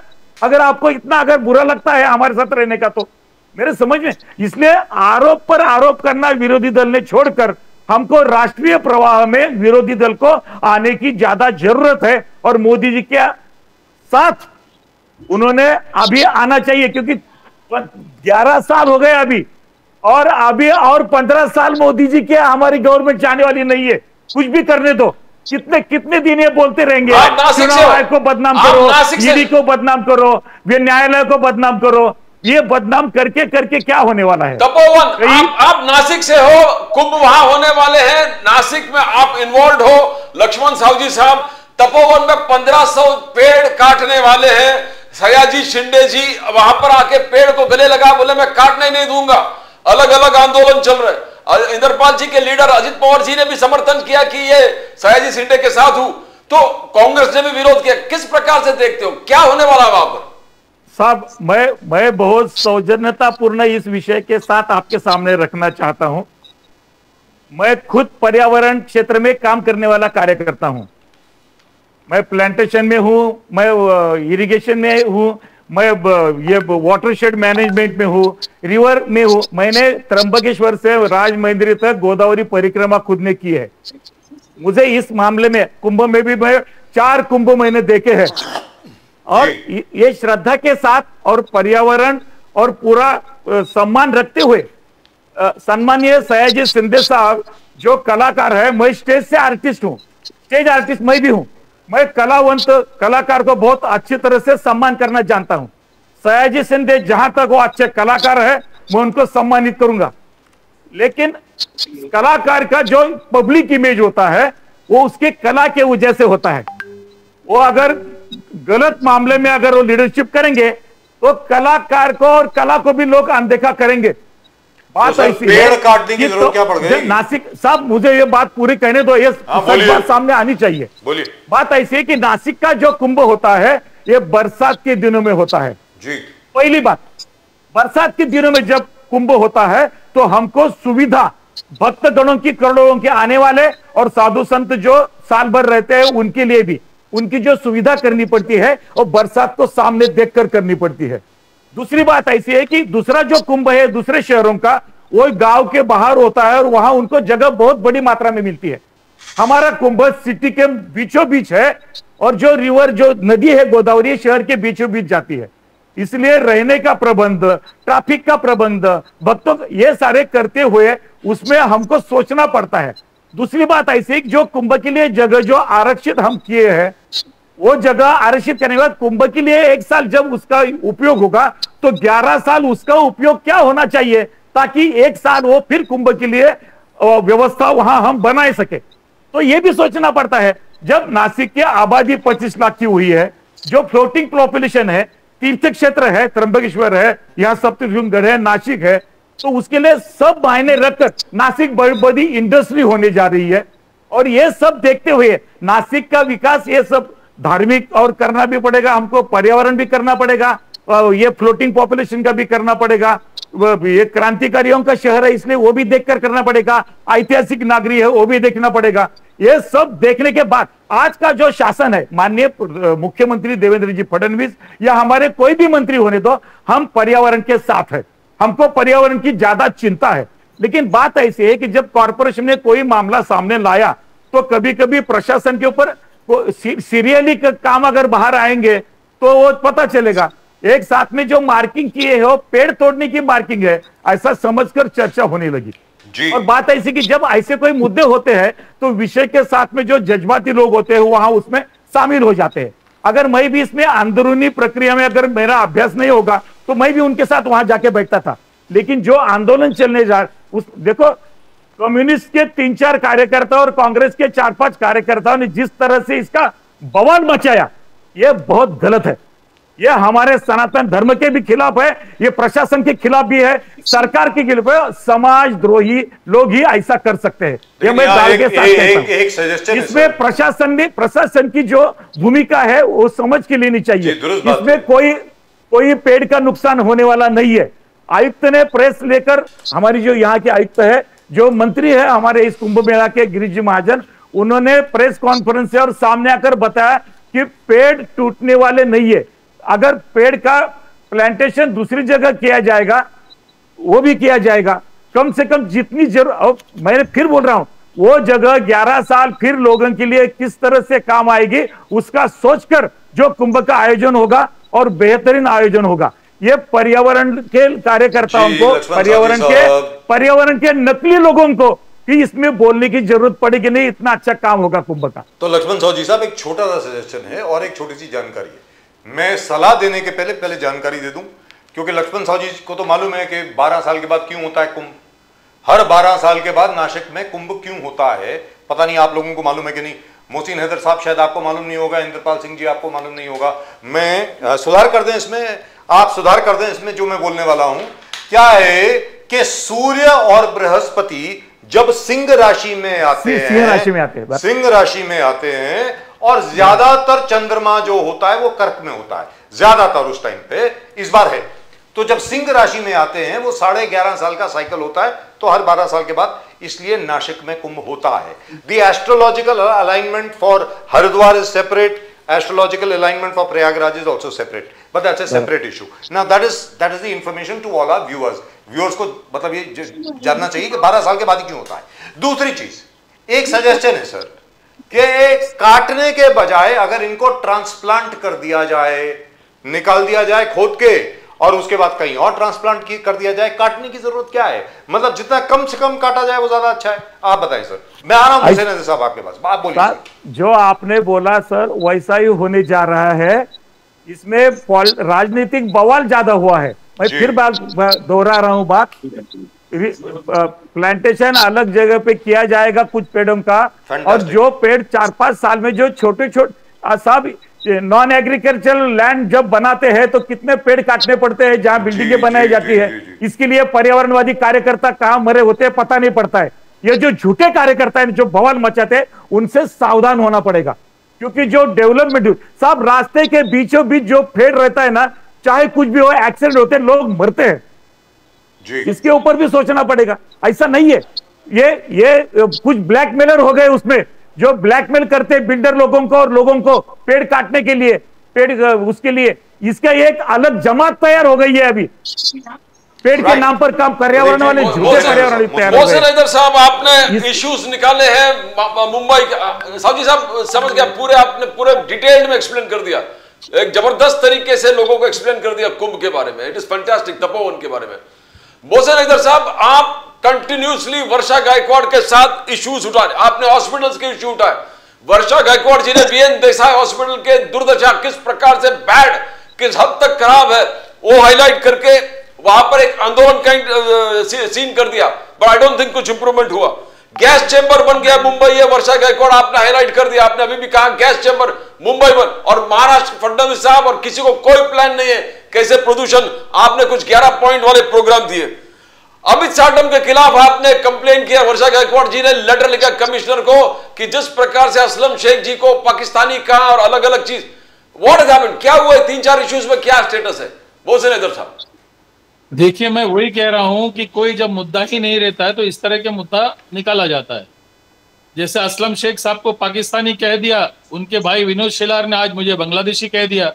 तो इस तरह के मुद्दे जब आते, जब इनका कोई मुद्दा खोखला होता है, मैं फिर से वही कह रहा हूं कि अस्पतालों वगैरह का दौरा इसलिए करना पड़ता है कि कॉर्पोरेशन नहीं है। और मैं बताना चाहूं 3 साल नहीं 4 साल होने हैं, 3 साल नहीं, अब ये जो है 4 साल जो है जनवरी पे 4 साल हो जाएंगे आपके 1-2 महीने के बाद। म्युनिसिपल कॉर्पोरेशन नहीं है। और जैसे बजाज साहब ने पहले बात कही, कोई ना कोई वाली तो होना चाहिए मुंबई का जी। जैसे कई प्लानिंग अथॉरिटी है, SRA planning authority, MHADA planning authority, कई प्लानिंग, कोई वाली होना चाहिए। और आप आयुक्त की बात कहते हो, माफ करना मैं ये कहूंगा कि 73rd और 74th अमेंडमेंट जो कॉन्स्टिट्यूशन का हुआ है पंचायती राज, उसका मायना ये होता है, राजीव गांधी जी थे जब पंचायती राज किया है, उसका मतलब यह है कि शहर में या गांव में बोरवेल की अगर जरूरत है तो गांव के लोग तय करें, मंत्रालय में बैठे बाबू नहीं तय करना चाहिए, गांव के लोग बोरवेल चाहिए या कुआं चाहिए, जो चाहिए गांव के लोग तय करें। तो ये सीधी बात है। 73rd और 74th अमेंडमेंट, 74th अमेंडमेंट के बाद आपने देखा मुंबई महानगर पालिका में जब नया नया में नगर सेवक था 98 में, जो है मेयर इन काउंसिल हुआ करता था जी। मेयर इन काउंसिल में आयुक्त जो जो मेयर के पास पावर हुआ करता था जी। आज मुंबई कॉर्पोरेशन में मेयर के पास कोई पावर नहीं है, डेकोरेटिव हेड है, महापौर बोलते लेकिन डेकोरेटिव हेड, कोई पावर, एग्जीक्यूटिव पावर इनके पास नहीं है। तो एक बार इलेक्टेड होकर जो नगर सेवक जाते हैं, तो जाहिर सी बात है कोई भी इलेक्टेड होकर जाते हैं, तो ये कॉर्पोरेशन ही एक ऐसा बॉडी है जहाँ इलेक्टेड लोग जाते हैं। बाकी जो बॉडी है वहां पर सेलेक्टेड करके भेजा जाता है, चाहे म्हाडा हो चाहे कहीं पर भी हो, इलेक्शंस नहीं होते। तो जाहिर सी बात है हमारे डेमोक्रेसी अगर है तो मैं ये कहना चाहूंगा कि कोई भी पार्टी का महापौर आए, महापौर को जो है हक देना चाहिए तमाम प्लानिंग अथॉरिटी को एक साथ कोऑर्डिनेशन करके मीटिंग करने की बात। आपने बजाज साहब, आपने अंधेरी की एक बात कही जी। मुंबई महानगर पालिका में सब कायदे हैं, आपको सीएम तक जाने की जरूरत नहीं थी। मुंबई महानगर पालिका में एक 63K यानी रास्ता अगर प्राइवेट रोड भी हो, अगर पब्लिक इस्तेमाल करते 8-10 साल से, तो म्युनिसिपल कॉर्पोरेशन में फंड खर्चा करना चाहिए, वो है सेक्शन 63K जी। Section 306 BMC act. किसी के भी अगर जमीन हो, रोड हो, रास्ता हो, किसी का भी, कॉर्पोरेशन को पावर है कि एक्योर करने का, म्युनिसिपल कॉर्पोरेशन को। अगर रास्ता अगर समझो स्टेट गवर्नमेंट का हो तो अपने आप स्टेट गवर्नमेंट की जिम्मेदारी बनती है कि जो डेवलपमेंट प्लान में जो जो चीजें रिजर्वेशन, अगर ओनर म्युनिसिपल स्टेट गवर्नमेंट है तो उसको हैंडओवर म्युनिसिपल कॉर्पोरेशन को देनी चाहिए। अगर काम करने का अगर विल हो तो काम कोई भी कर सकता है, अगर नहीं करना हो तो बोलेगा MMRD है, वो प्राइवेट है, तमाम चीजें हैं कि म्युनिसिपल कॉर्पोरेशन BMC एक्ट जिसने ही बना है। मुंबई म्युनिसिपल कॉर्पोरेशन 1888 में बनी म्युनिसिपल कॉर्पोरेशन, आज भी गुजरात के कई शहर भी BMC एक्ट को ही इंप्लीमेंट किया जाता है, वो बैलेंस करके बना है, लेकिन उसको इंप्लीमेंट करने वाला चाहिए। इंप्लीमेंट अगर कोई करेगा नहीं तो यही दशा होगी, एक दूसरे पे धकलेंगे, वो बोलेंगे वो जो प्राइवेट है हम कुछ नहीं कर पाएंगे। प्राइवेट में भी म्युनिसिपल कॉर्पोरेशन काम कर सकती है, section 63K। I agree with you sir, लेकिन mayor in council Bala Sahab Thackeray के टाइम पे बनाया गया था जी। बीजेपी और शिवसेना और बीजेपी की सरकार थी जी। मेयर इन काउंसिल जो था वो बीजेपी शिवसेना की देन थी। आप लोगों ने उसको अपोज किया, आपने ही सारे, गिरीश गोखले साहब वो BMC कमिश्नर हुआ करते थे उस वक्त, आपको याद होगा, उन्होंने दंड बैठक कर दी, आप लोगों ने उनको सपोर्ट किया, आखिर में बाला साहब ठाकरे को फोर्स करके आप लोगों ने उसको वापस दिलवा दिया। आज आपको मेयर इन काउंसिल याद आ रहा है। अब आप बोले, आपको बता दूं मुंबई में तो खत्म हो गया, लेकिन कलकत्ता में आज भी मेयर इन काउंसिल है। तो उस वक्त अपोज क्यों किया था? आपने विरोध में हमने कभी नहीं किया है। जिस अंदाज में मेयर इन काउंसिल चला रहा था उसका विरोध था हमारा। चलो, you want to comment Vande Mataram issue, parliament में भी घुसने वाले। मुंबई में वंदे मातरम बहुत बड़ा इशू था। अबू आजमी जी के घर के बाहर हमारे बीजेपी के अमित साठम जी मोर्चा लेके गए थे। You want to comment Mumbai में यहां से इशू इस तरफ बढ़ गया है कि आज वहां पर पार्लियामेंट में डिस्कशन है 8 तारीख को। मोहसिन हैदर साहब, ठीक है, पार्लियामेंट में जब डिस्कशन होगा तब साफ तौर पर होगा ना। अगर जो पढ़ना है, जो देखिए देश के हित में पढ़ना हो, वंदे मातरम पढ़ना हो, जनगण मन पढ़ना हो, वो अपने इंसान अपने दिल से पढ़ेगा। आप किसी के दरवाजे पे, किसी गेट के बाहर जाना, वो पॉलिटिसाइज करना है। ये पॉलिटिसाइज करना ठीक नहीं है। ये एक तरह से पॉलिटिसाइज करना, किसी के ऑफिस के बाहर जाना, एक इश्यू क्रिएट करना। मैं आपसे फिर से कहना चाहता हूं, मुंबई महानगर पालिका इलेक्शन सामने है, अगर सियासी पार्टी में दम है तो उस पर डिबेट करे। जो बजट है 7,500 करोड़ का मुंबई का हेल्थ बजट है इस साल का, 7,500 करोड़, 7,300 करोड़ का हेल्थ बजट। म्युनिसिपल कॉर्पोरेशन में आप जाके देखिए प्रदीप नंबियार जी, यहां तक जो सिरिंज है कूपर हॉस्पिटल में, सिरिंज भी बाहर से मंगाया जाता है। शेड्यूल्ड ड्रग्स नहीं है कॉर्पोरेशन के अस्पतालों में, 5-5 मेडिकल अस्पताल चलाते हैं। तो ये इश्यू पे बहस करे, मुंबई की जमीनों के इश्यू पे करे, पीएपी पे करे, प्रोजेक्ट अफेक्टेड पर्सन पे जो है इमारतें बनाई जा रही है, वहां पर एरे के जंगल के अंदर डीबी रियलिटीज को आपने 750 करोड़ रुपए दिए। जंगल के अंदर आप पीएपी बनाओगे तो पीएपी में कौन रहने जाएगा मुझे बताइए। आज तक जंगल का बफर जोन नहीं हुआ अभी तक, और आपने 1000 करोड़ दे दिया किसी को। आज एक ईंट नहीं रखी गई पहाड़ के ऊपर, प्रोजेक्ट अफेक्टेड पर्सन को आप दे रहे हो। इस तरह के अपने दोस्तों को देने के लिए होनेस्टी एक जो है बिल्डर पूना से चल कर है, यहां पर अंधेरी वेस्ट में जमीन जो RGPG, जहां पर आपको बताऊं भवंस कॉलेज की जमीन है, जो पंडित जवाहरलाल नेहरू ने 100 एकड़ जमीन दी थी। सरदार पटेल जी इनॉग्रेशन किया था, आज भी सरदार पटेल कॉलेज है। वो कॉलेज में जो एजुकेशन पर्पस के लिए दिया गया था वो बेच दिया गया है, जिसमें RG है, PG है, एजुकेशन। वो आप प्रोजेक्ट अफेक्टेड पर्सन बनाओगे। दिल्ली से होनेस्टी करके, सॉरी पूना से होनेस्टी एक डेवलपर चल कर है, उनको आपने 750 करोड़ भी दे दिया, और 750 करोड़ देने वाले हो। RGPG के जमीन में एक ईंट नहीं रखा गया है।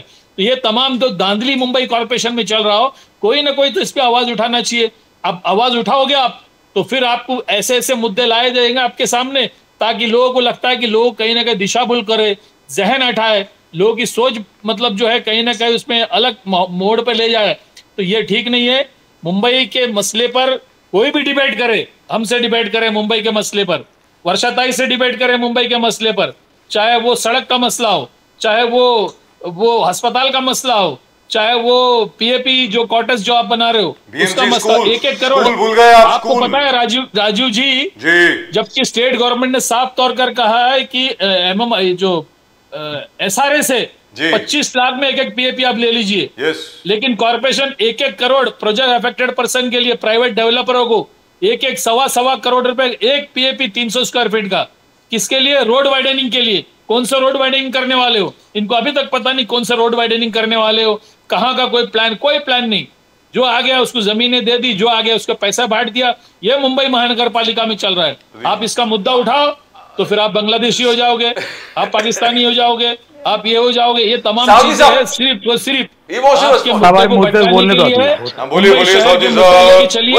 मुंबई के जो है जो तकलीफ में परेशानी हालत में लोग हैं। आज भी साफ पानी नहीं मिल रहा है इतने साल के बाद मुंबई शहर में। वही आज भी सड़क ठीक नहीं है, पानी ठीक नहीं है, इलेक्ट्रिसिटी ठीक नहीं है। आज इलेक्ट्रिसिटी हर जगह पर नहीं। आज सोचिए इतने बाद भी ये मुंबई की ये हालत है, तो उस पर डिबेट करनी चाहिए। जो है आपके साथ हम लोग ग्राउंड पे कार्यक्रम करने वाले डिबेट करके आप गुमराह करने की कोशिश करते हो। ये मुंबई की आवाम, मैं दावे के साथ कहता हूं इस बार कोई इस तरह का जो है दिशा भूल आप कर नहीं पाओगे, कोई गुमराह आप कर नहीं कर पाओगे। 100% मुंबई कॉर्पोरेशन में किसी भी चीज पर आप डिबेट कीजिए।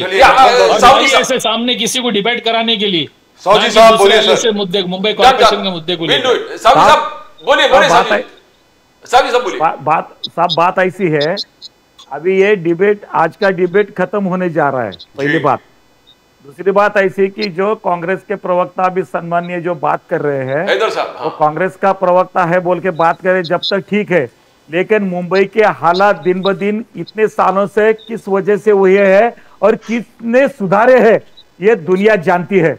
जब पहली बार 1995 में भाजपा शिवसेना का गवर्नमेंट उधर आया और मुख्यमंत्री मनोहर जोशी बने थे, गोपीनाथ जी मुंडे डेप्यूटी चीफ मिनिस्टर बने थे, और बाद में जो रोड मिनिस्टर हमारे गडकरी जी थे।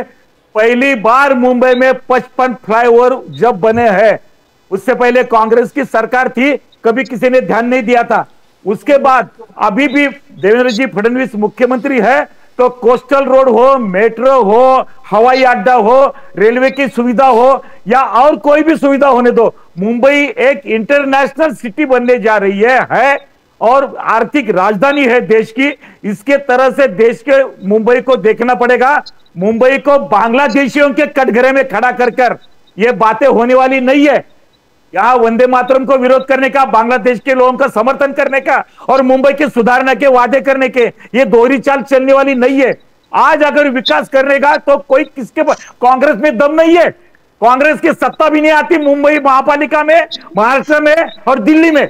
ये बातें करने में क्या जाता है, लेकिन सुधार अगर हमने किया है, आज जनता हमारे साथ है। और देवेंद्र जी फडणवीस जी जो 150 प्लस का नारा दिया है ना, वो सच होकर रहेगा। वो विकास के मुद्दों पर है, इतना ये राजनीतिक मुद्दों पर नहीं है। कोई भी सुझाव, क्या एयरपोर्ट का आज चित्र क्या है, क्या हमारा कोस्टल रोड का चित्र क्या है, रोड मुंबई की कनेक्टिविटी, अरे पुणे मुंबई का रोड तक कांग्रेस नहीं कर सकी थी इससे पहले कॉर्पोरेशन। और बात आप विकास की, कांग्रेस का और विकास का नाता रहा क्या है? बात कीजिए, कांग्रेस ने सिर्फ राजनीति की है आज तक भारत में। 95 से आप शिवसेना के साथ, ये बात छोड़ो, जब हिम्मत नहीं थी आपको शिवसेना के खिलाफ बोलने की। अरे आप छोड़ो, हमारा हम देख लेंगे। शिवसेना का प्रवक्ता बात करेगा हमसे, आपको क्या हक है? तो अच्छा है कि शिवसेना और हम देख लेंगे क्या करने का। कांग्रेस को छुपने को जगह मिल गई अभी शिवसेना के पीछे। ब्रिज बनाया, उसको तोड़ रहे हो, नया ब्रिज बना रहे हो। कांग्रेस कोई विकास की नीति नहीं करती है। कांग्रेस सिर्फ देशद्रोह के साथ कांग्रेस है, बाकी कुछ नहीं। कांग्रेस का एजेंडा, कांग्रेस का विकास का एजेंडा नहीं है। मुंबई कॉर्पोरेशन में कांग्रेस का रोल क्या है? मुंबई कॉर्पोरेशन चुनाव में कांग्रेस के नेता लोग दल छोड़ के भाग रहे हैं। आप क्या बात करते हैं? कांग्रेस के विकास के साथ चलती है। अरे आप ही कांग्रेस विकास के साथ कभी भी नहीं थी, जो एजेंसी आज भी नहीं है। आपकी पार्टी आज संसद में कांग्रेस किस तरह से पेश हो रही है, विधानसभा में किस तरह से, अभी चुनाव के मुद्दे पर कांग्रेस का आज का रवैया क्या है? राजनीतिक मुद्दा बनाना चाहते हो आप, एडमिनिस्ट्रेशन मुद्दा नहीं है आपका। हम चुनाव के मुद्दे लेकर चलते हैं। आप मोदी जी को गालियां देंगे, भाजपा को गाली देंगे, रूलिंग पार्टी को गाली देंगे और तुम जिंदा रहोगे। अस्पताल के हालात बोलते हैं। कांग्रेस की विकास की नीति नहीं है, कांग्रेस आखिरी सांस ले रही है। ये आपको लगता है? कांग्रेस आखिरी सांस ले रही है। आपको लगता है कांग्रेस है का विकास में? विकास के साथ कांग्रेस है ही नहीं है। मुंबई की क्या बात करते हैं आप? कहीं भी नहीं है विकास के साथ कांग्रेस। मोहसिन हैदर साहब मुब्तला हो तो महाराष्ट्र राज्य की बात आप कर रहे हो। राज्य में 2024 में जब इलेक्शन हुआ, आप मोदी जी की तारीफ कर रहे हो, उससे ज्यादा वोट तो यहाँ राज्य सरकार ने लिया है। फडणवीस साहब ने ज्यादा वोट लिया है। आपको फिर एक बार बोलता हूं, मोदी जी के बारे में तो कांग्रेस ने बोलना छोड़ देना चाहिए। क्या रिजल्ट है? आप कांग्रेस वाले लोग जितने मोदी जी के लिए बोलेंगे उतने मोदी जी बड़े होने वाले हैं। दोनों का एक चीज बताइए, लोकसभा के चुनाव के बारे में चर्चा करेंगे ना, तो जॉर्ज सोरोस के साथ हेल्प करके तुमको यश मिला है। आप क्या बात करते हैं लोकसभा का? तो लोकसभा विदेशी मुद्रा, विदेशी का सहकार्य लेकर आप लोकसभा में आए हैं। अरे विदेश यहाँ के लोग के साथ नहीं आए हैं। 24 में दोनों इलेक्शन हुए सर। ये पहले कांग्रेस ने पहले अंदर जाकर देखना चाहिए जितना समर्थन क्यों कम हो गया हमारा बाहर। आज हमारा जनाधार कांग्रेस का क्यों घट गया है, इसके बारे में सोचना पड़ेगा। पे खड़े हैं, सच्चाई पे खड़े विकास हैं। के बारे में कांग्रेस कब से बोलने लगे? जो है ईडी बीडी को हम लोग लगाते, हमारे जमाने में कभी लगाया नहीं। मैं क्या बोल रहा हूँ, आप यहाँ पर इंदरपाल सिंह जी कांग्रेस को छोड़ आपकी आवाज तो दब गई सर। इसके बारे में सोचो। जिन पे आपने इल्जाम लगाया वो सब आपके मिनिस्ट्री में। विकास और कांग्रेस का कोई नाता नहीं है। एनसीपी अजीत दादा पवार कहां पर है? लगाकर आपने नेताओं को धड़ाधमका के अपने पार्टी में लिया है, ये आवाम जानती है। ठीक है, आप डेमोक्रेसी की कितनी बात देश की विचारधारा के साथ जुड़ने की जरूरत है। स्वतंत्रता आंदोलन से सत्ता मिली थी, स्वतंत्रता आंदोलन को कांग्रेस भूल गई है। इंदरपाल सिंह जी, ये दोनों के बीच में आपकी आवाज तो दब गई सर। इंदरपाल सिंह जी, ये एनसीपी अजीत दादा पवार कहां पर है? कितने बांग्लादेशी हैं, कितने रोहिंग्या हैं, कुछ बोलेंगे उसके बारे में सर?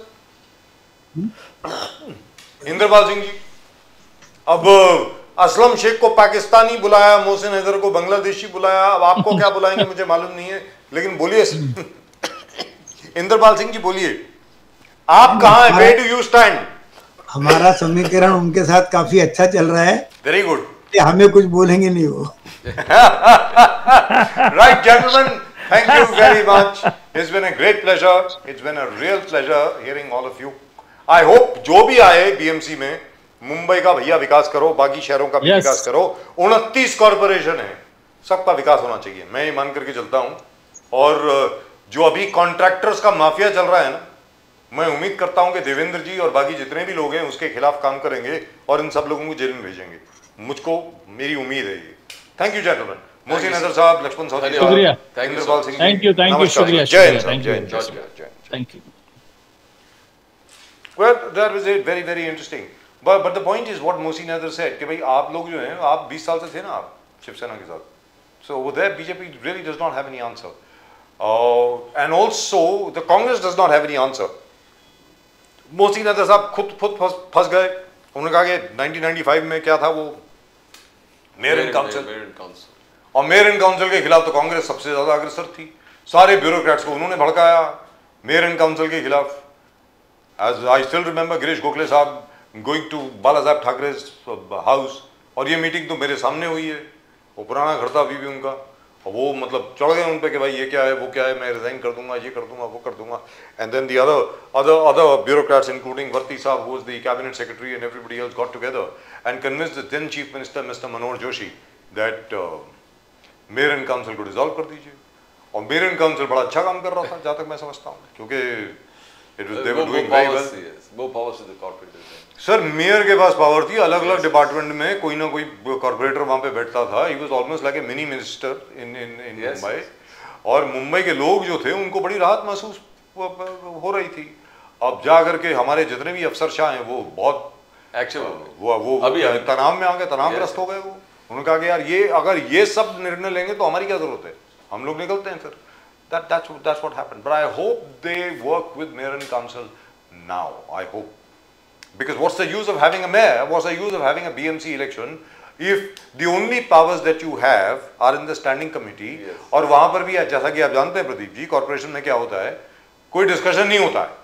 कोई प्रपोजल आता है या तो आप यस बोल सकते हैं या नो बोल सकते हैं, और फिर जब वापस जाता है BMC कमिश्नर के पास, he sends it back to the standing committee. On standing committee then has no choice but to approve it. सीधी बात है. मतलब I don't think that's the way to work. But people still want elections. God knows why. Anyway, अगर election चाहिए तो फिर अच्छी तरह काम करने दीजिए. फिर कॉर्पोरेट्स के पास पावर होनी चाहिए, काम करवाने की पावर होनी चाहिए, बाकी सब चीज़ों की होनी चाहिए. करते हैं बेचारे, ऐसी बात नहीं कि नहीं करते, करते हैं. But then the temptations are too great, Pradeep ji, because BMC budget is huge. The other budgets, अगर उसमें MMRDA का भी बजट लगा दिया जाए, बाकी एजेंसी जो है उनका भी बजट लगा दिया जाए, तो प्रदीप जी बहुत बड़ा बजट बन जाता है. तो as a result of which, you know, the temptations are all over the place, and not too many people can, you know, resist temptation. Yes. That's what happens. In any event, the match in Raipur is getting along fine. The South Africans have given a very, very, very spirited reply, very strong reply to India's score of 358 for 5 in 50 overs. At the moment, they are at 201 for 3 in 31.3 overs. Markram has scored a century. He's just got out, and Bavuma has also got out. So, well, let's see what happens. All high-scoring matches from the past. Yes. So the required run rate right now is 8.54. Current run rate is 6.38. Now, I hope the Indian bowling stands up to this test. In any event, great performance from Virat Kohli. Zabardast performance Virat Kohli se. Zabardast performance from Ruturaj Gaikwad. Fantastic, absolutely, from Aiden Markram. So, great match between India and South Africa. Really and truly lovely to watch. The match is still going on, of course. I would advise you to watch it. लेकिन जहाँ तक कि मुंबई का सवाल है Pradeep ji, I hope BMC elections are held and held properly. और जैसा कि कहा जा रहा था कि भैया जो वोट डुप्लीकेशन का मामला है, एज एडवोकेट इंद्रपाल सिंह जी हिमसेल्फ से कि यार ये तो सॉल्व नहीं होता, ये तो ऐसे ही करना पड़ेगा. और फिलहाल अगर आपने चैनल को सब्सक्राइब नहीं किया है, प्लीज सब्सक्राइब करें. Click to that icon, subscribe, and you can subscribe to the fastest growing channel of the nation now. Fastest growing channel of the nation now. Please subscribe to the channel. And once again, we must tell you, Mr. Vladimir Putin, President of Russia, is coming to India tomorrow, and everybody is geared up to welcome him, and then lots and lots of trade deals and lots of defense deals are going to be signed. Fantastic. Russia has been our most reliable defense supplier, और अब तो हिंदुस्तान में ज़्यादातर चीज़ manufacture हो रही हैं, तो मुझे उम्मीद है आगे चल करके कि बहुत अच्छा होगा. और this is one of the reasons why India is able to stand up to the United States of America, because we've got good friends. Russia is our very good friend, South Africa is our friend, Brazil is our friend, and we've been able to stand up to them. As far as China is concerned, China is our frenemy, so to speak. He's our friend. You know, we've got a trade of around It can never be a true friend. I mean, it has never been a true friend. We've got a trade of about $140 billion with China, around that much. Maybe give or take a couple of $5 billion here or there. But at the same time, the Chinese are totally in the corner of Pakistan, and we don't really know what's happening over there. So that's it. But Vladimir Putin's visit tomorrow, Vladimir Putin का कल जो दौरा है भारत का, उसमें बहुत deal sign होने वाली हैं. It will be a great message. ज़बरदस्त संदेश जाएगा ट्रम्प साहब के पास, और उसके बाद देखते हैं फिर क्या होगा. That's it. That's all we've got for you on tonight's show. आज के शो में सिर्फ इतना ही. प्रदीप जी और मेरी तरफ से आप सब लोगों को नमस्कार. जय हिंद, जय महाराष्ट्र, जय भवानी, जय Shivaji, Vande Mataram. One thing, Matharam. Bharat माता की जय. जय हिंद. Jai Hind.